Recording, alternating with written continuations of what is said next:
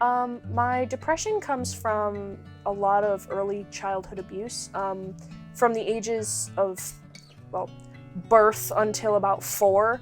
My mom lived with this very abusive man named Dave, and they were both addicted to quite a lot of drugs at the time.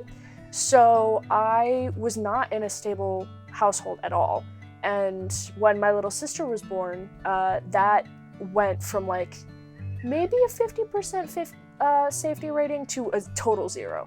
My stepdad absolutely hated her. He couldn't stand her. She was not his child. He knew that she was not his child, and he tried to kill her several times. And by default tried to kill me because I was always like, don't touch the baby, like, touch me instead. And he ended up breaking a bone in my face. He broke my cheekbone right here to the point where my face swelled up and I couldn't see. And all I really remember from that night was my grandparents showing up, a lot of screaming, and the police were called, and my stepfather was killed in our kitchen because he pulled a weapon on the officer that walked in to arrest him.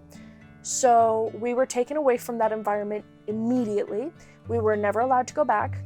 My mom was allowed visitation, but she was still pretty heavily addicted, so she came over maybe once a month, and that decreased to once every 6 months, then maybe once a year, and then she didn't show up for about 5 years straight. And I learned from a very young age that showing emotion and showing the effects of trauma would lead to physical harm or injury. So I just didn't. And for anyone who's ever had a toddler, you know that they express their emotions a lot. Well, I was a silent 4-year-old. I barely laughed. I refused to cry. And all of that bottling of my emotions really screwed up how my brain developed throughout my childhood. I developed severe social anxiety because I would see a man that had long hair or was tall and skinny and instantly freak out. I couldn't be around my Uncle Mike for 3-4 years because he looked almost exactly like him. And I couldn't deal with that, but I couldn't express that fact. So I would become unresponsive. I would throw myself down on the floor. I wouldn't move. I was a pretty heavy kid, so you couldn't move me if I decided to be dead weight on the floor. And I became very overprotective of my little sister, which in turn led to her absolutely resenting me. She hated me because I was stifling. I wouldn't let her do anything because I thought she was going to get hurt. Every time she started crying, I'd put my hand over her mouth because I was used to having to stop us from crying so that we wouldn't get hit.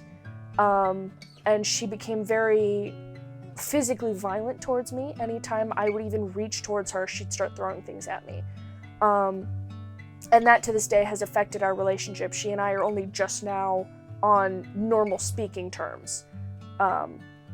But my depression pretty much stems from that and a lot of, typical teenage young adult things like body image and self-value and the fact that I'm 20 years old on a capitalist planet that's gonna die soon. It's all fine. But most of the root of my depression comes from being abused as a 4-year-old and then not knowing how to deal with that for the next 16 years. My anxiety pretty much stems from the same thing. I was an anxious child to begin with because I hated going outside. You were more likely to find me on the floor of the living room with a book than outside doing literally anything. And that translated to me staying inside during recess at school. It translated to me not going with my sister to the park. I refused to go to the zoo, which is rare for a child. I didn't care about the animals. And I didn't have very much socialization as a child. So when I got into middle school and was forced to go to a public school, I was bullied horribly for my incredible lack of social skills. And that continued throughout most of high school. Just because it's something that you're supposed to pick up as a child, and if you don't, you're kind of screwed. There's not much you can do until you find someone who's willing to teach you instead of make fun of you about it. A lot of my ADHD problems started really tying into my anxiety and depression when I was in about 5th grade. I couldn't concentrate. I couldn't see the board, which led to me needing glasses. But because I couldn't see, I just didn't bother trying to learn. I would pass notes in class. I would talk to people. Even though all of the people that I talked to were bullies, I would still talk to them because I didn't have anything else to do. I doodled a lot. I still have a couple notebooks full of doodles from elementary school. I couldn't sit still. I was constantly playing with things inside my desk. My grades plummeted. I had been an A's honor student in my private school, and then as soon as I got into public school, it just tanked. I didn't have the one-on-one interaction that I was used to because I went from a class of 17 to a class of 42 in the span of a summer. And I didn't know how to deal with that. And it was also the first time I'd ever socialized with other women because my entire graduating class at my private school was 16 boys and me. So I didn't really have much going on in that way. So I developed a lot of anxiety to the point where I couldn't talk to my female teachers, and my female classmates, they might as well have been aliens. Like, I never really even tried with them.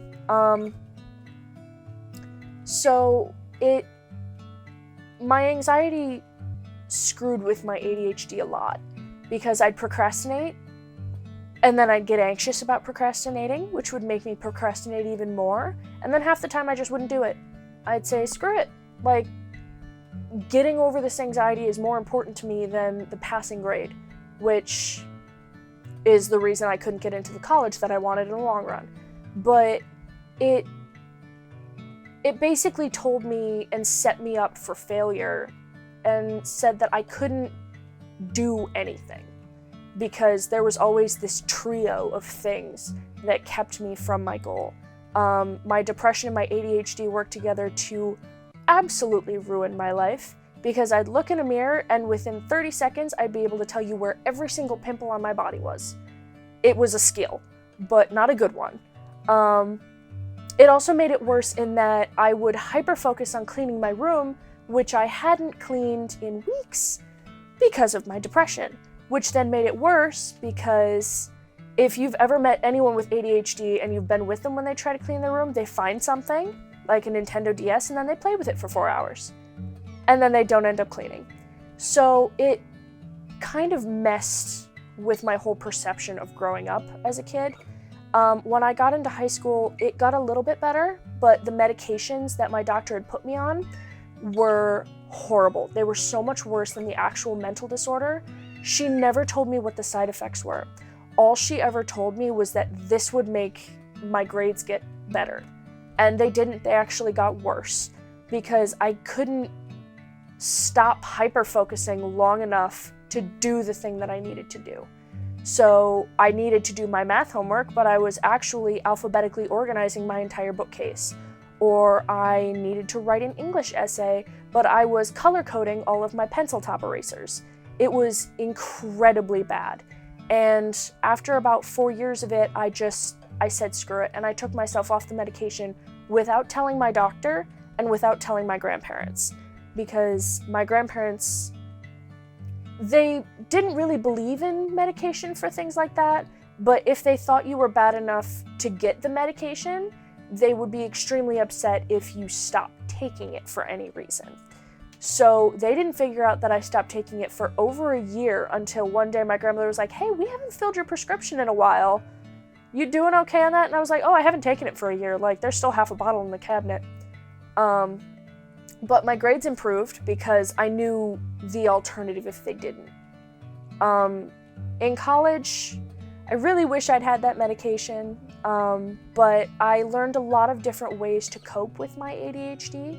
I learned a lot of different methods to work around it, I guess, or work with it, including one where you take a bunch of D&D dice and you assign, say, a D20, a D5, and a D4, and you assign a different task to each number on each of them. So the 20 is things that you need to do, the 5 are things that you need to do online, and the 4 are hobbies. And you take turns rolling each one, and whichever one you land on, you do. Because it saves you from that dreaded ADHD thing of having to make a choice, which just, you can't. I'm sorry, you can't. But it helped a lot, and finding communities of people both online and in college who knew the same things that I did and had the same experiences really helped a lot with that. So I'm proud to say that I'm managing it better than I was. I'm not great at it. I would still rather be spending 3 hours doing makeup than 3 hours reading a Shakespeare play that I have to read for class, but that's just life, I guess. But that's pretty much it. That's my road so far through my mental journey and where I'm at now.